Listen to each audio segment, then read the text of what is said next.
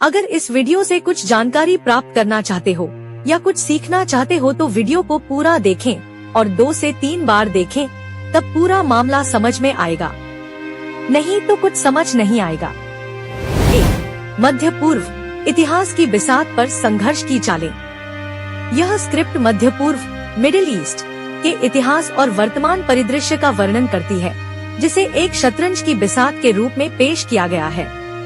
Script की शुरुआत मध्य पूर्व के भूगोल और इसकी सीमा से होती है, जिसमें बताया गया है कि यह क्षेत्र उत्तर में ब्लैक सी से लेकर दक्षिण में अरब सागर तक फैला हुआ है और यहाँ 17 देश बसे हुए हैं। इसके बाद मिडिल ईस्ट के मौजूदा संघर्षों और युद्धों की आहट को रेखांकित किया गया है, जो इसे एक बड़ी जंग के मुहाने पर खड़ा करता है।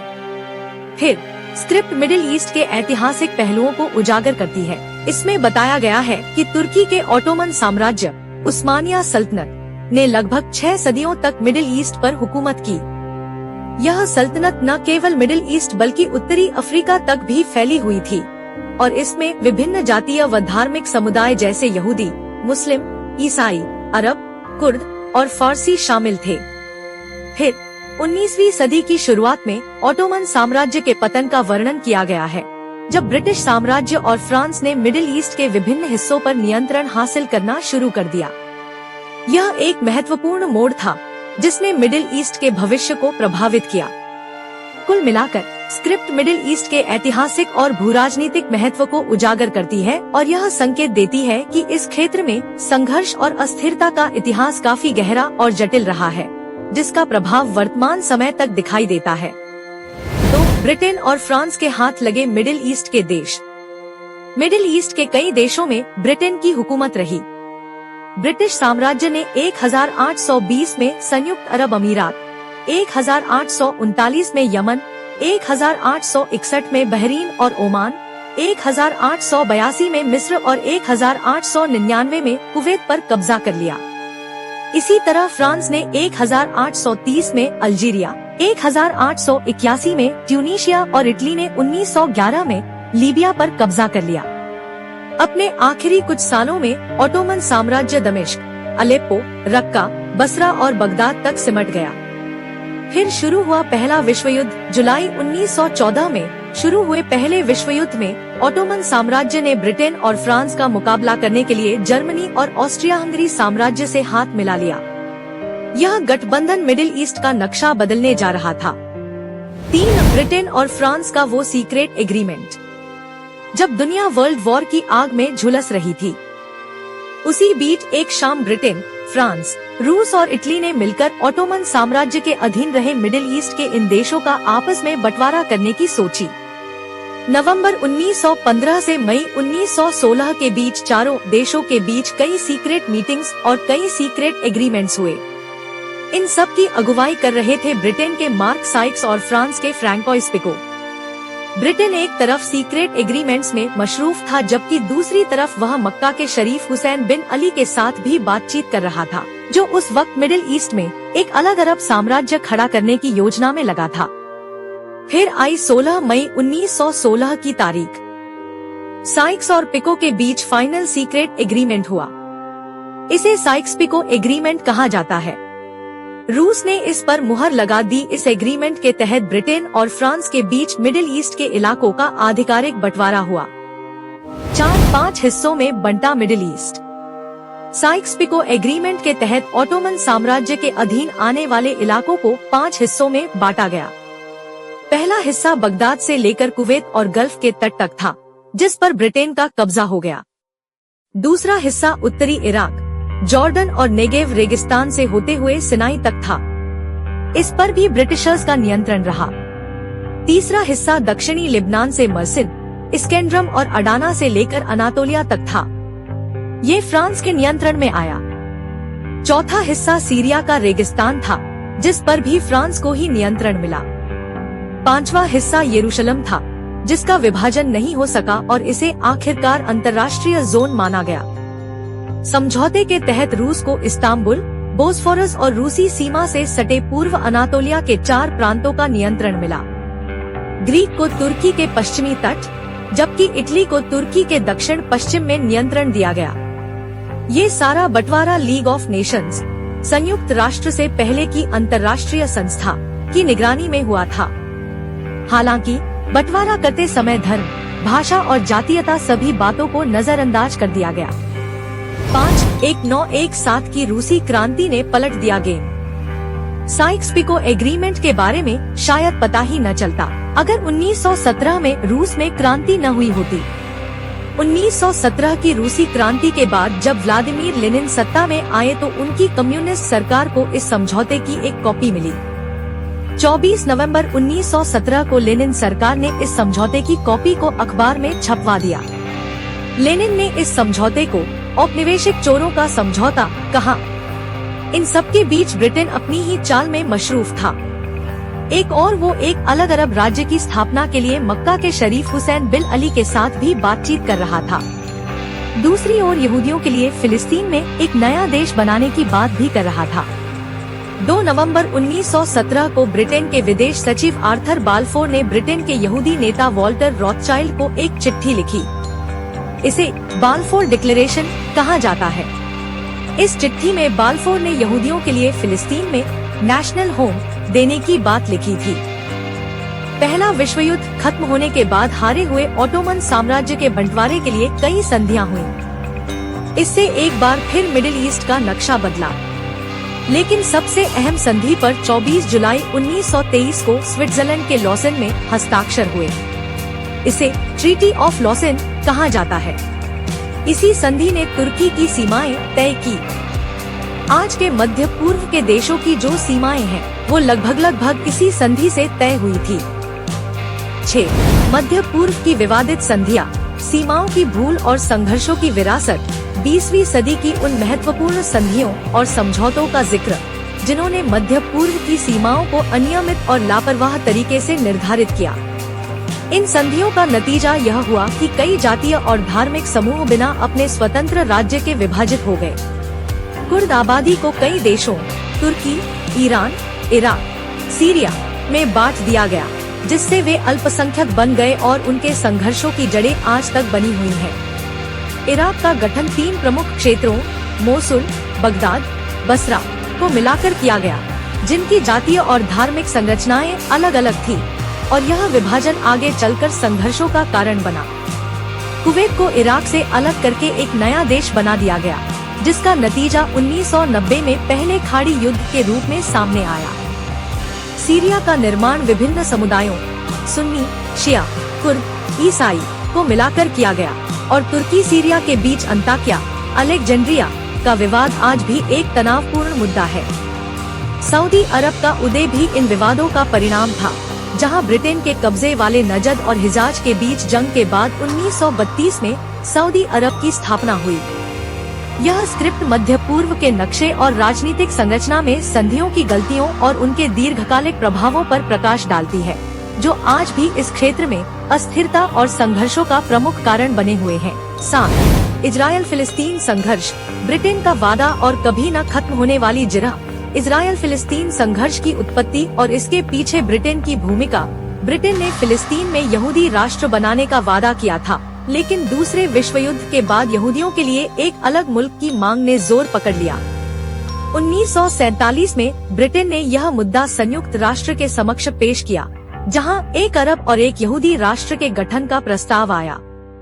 1948 में इजरायल के गठन के साथ ही अरब देशों मिस्र, जॉर्डन, सीरिया, इराक ने हमला कर दिया, जिससे पहला अरब इजरायल युद्ध शुरू हुआ। 1 साल बाद 1949 में सीजफायर के बाद इजरायल और फिलिस्तीन के बीच अस्थायी सीमाएं ग्रीन लाइन तय की गयी। इस संघर्ष में जॉर्डन ने वेस्ट बैंक पर और मिस्र ने गाजा पट्टी पर कब्जा कर लिया।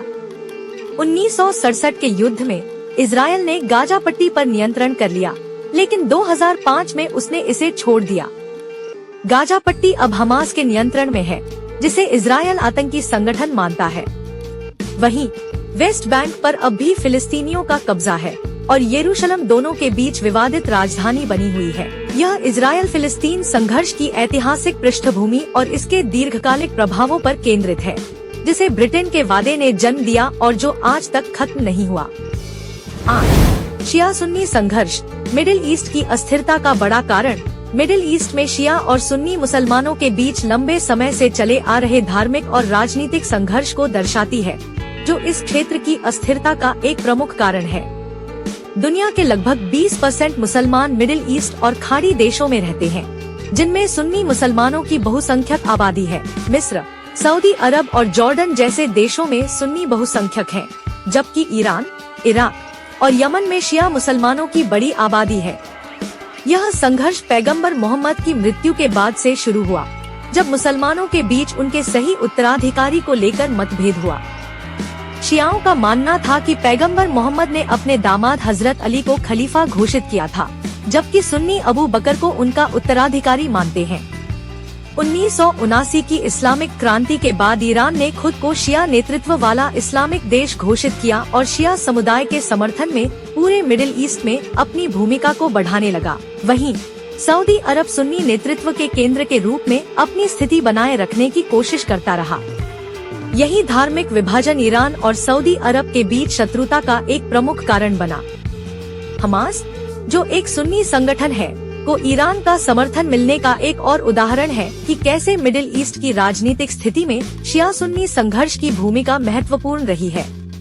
इजरायल और सऊदी अरब के बीच संबंध सामान्य बनाने की चर्चाओं के बीच हमास के हमलों को भी इसी धार्मिक और राजनीतिक समीकरण का हिस्सा माना गया। यमन में यह संघर्ष स्पष्ट रूप से देखा जा सकता है, जहां शिया हुतियों और सुन्नी सरकार के बीच गृहयुद्ध सालों से जारी है। सऊदी अरब सुन्नी सरकार का समर्थन करता है, जबकि ईरान शिया हुतियों का समर्थन करता है। इस धार्मिक संघर्ष ने यमन को वर्षों से गृहयुद्ध की आग में झोंक रखा है। इस स्क्रिप्ट का फोकस इस बात पर है कि कैसे शिया सुन्नी संघर्ष ने मिडिल ईस्ट को अस्थिरता की गहरी खाई में धकेल दिया है, और यह क्षेत्रीय राजनीति और संघर्ष का एक बड़ा कारण बना हुआ है। 9. मिडिल ईस्ट और तेल की राजनीति, संघर्ष और सत्ता की कहानी। मिडिल ईस्ट में तेल के संसाधनों की खोज, उसके नियंत्रण और उस पर आधारित संघर्षों के इतिहास 20वीं सदी के शुरुआत से लेकर आज तक तेल मिडिल ईस्ट में राजनीति और युद्ध का एक प्रमुख कारण बना हुआ है। तेल की खोज 1930 के दशक में इराक, सऊदी अरब और कुवैत में शुरू हुई, जिससे इन देशों की आर्थिक और राजनीतिक स्थिति पर गहरा प्रभाव पड़ा। इससे पहले 1908 में ईरान में तेल की खोज ब्रिटिशर जॉर्ज रेनॉल्ड्स ने की थी, और ब्रिटेन ने ईरान के तेल संसाधनों पर नियंत्रण कर लिया। धीरे धीरे तेल के भंडारों ने इन देशों को वैश्विक शक्ति की स्थिति में ला दिया, लेकिन इसने संघर्षों को भी जन्म दिया। 1951 में ईरान के राष्ट्रपति मोहम्मद मुसद्देक ने तेल का राष्ट्रीयकरण कर दिया, जिससे अमेरिका और ब्रिटेन नाराज हो गए। इसके परिणामस्वरूप 1953 में ब्रिटेन और अमेरिका ने मिलकर मुसद्देक का तख्ता पलट किया और शाह रेजा पहलवी को दोबारा सत्ता में बिठाया। लेकिन 1979 की इस्लामिक क्रांति के बाद ईरान ने फिर से तेल का राष्ट्रीयकरण किया, जिससे उसकी पश्चिमी देशों से रिश्ते बिगड़ गए। इसके बाद ईरान और इराक के बीच तेल के संसाधनों पर नियंत्रण को लेकर 1980 से 1988 तक युद्ध चला, जो बिना किसी ठोस परिणाम के समाप्त हुआ। इस युद्ध के कारण इराक पर भारी कर्ज हो गया, जिसे माफ न किए जाने पर इराक ने 1990 में कुवैत पर हमला किया, जिसने पहले खाड़ी युद्ध को जन्म दिया। सद्दाम हुसैन का उद्देश्य कुवैत और सऊदी अरब के तेल भंडारों पर कब्जा करना था, लेकिन अमेरिकी नेतृत्व में अंतर्राष्ट्रीय गठबंधन ने इराक को हरा दिया और कुवैत को आजाद करवा लिया।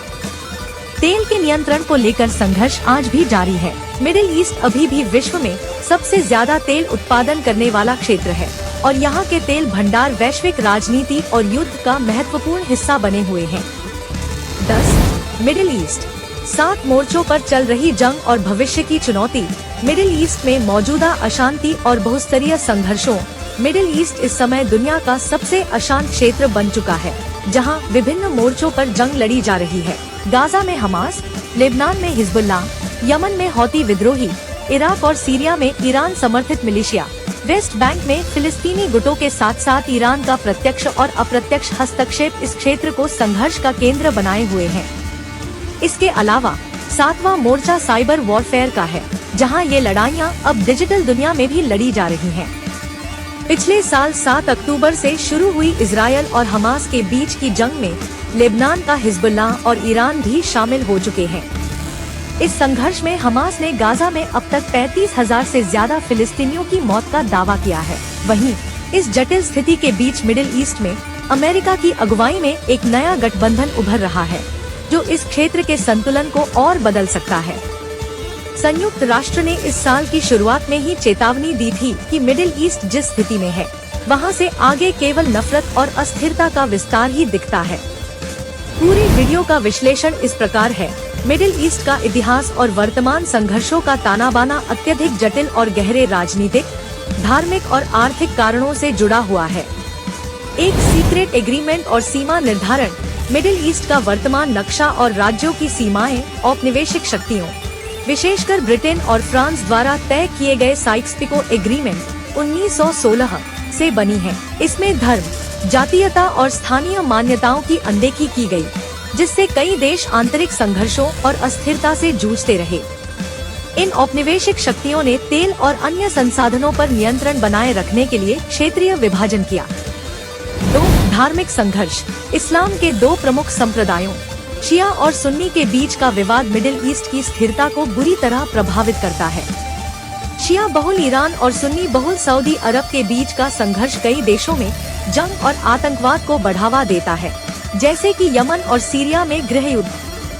3. तेल का खेल। मिडिल ईस्ट का तेल भंडार इस क्षेत्र के भूराजनीतिक महत्व का मुख्य कारण है। इस तेल के नियंत्रण के लिए स्थानीय और बाहरी शक्तियों के बीच संघर्ष हमेशा बना रहा है।